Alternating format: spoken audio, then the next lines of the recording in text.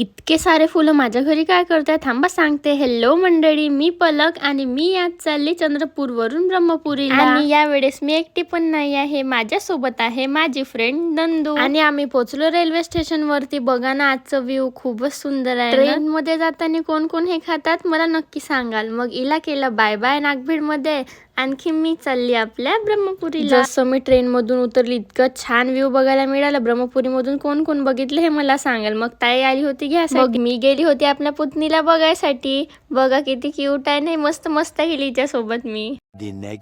तर ये सब्र यही पे खतम हुआ.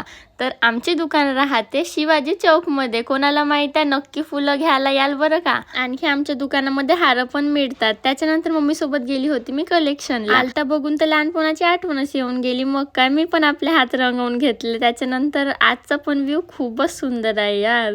आणि मग मम्मी आणि मी निघालो आपल्या दुकानावर जायसाठी. बघा ना तुम्हाला जिकडे तिकडे आज फुलंच फुलं दिसणार आहेत. त्याच्यानंतर पाऊस येत होता, दुकान बंद करून घेतली.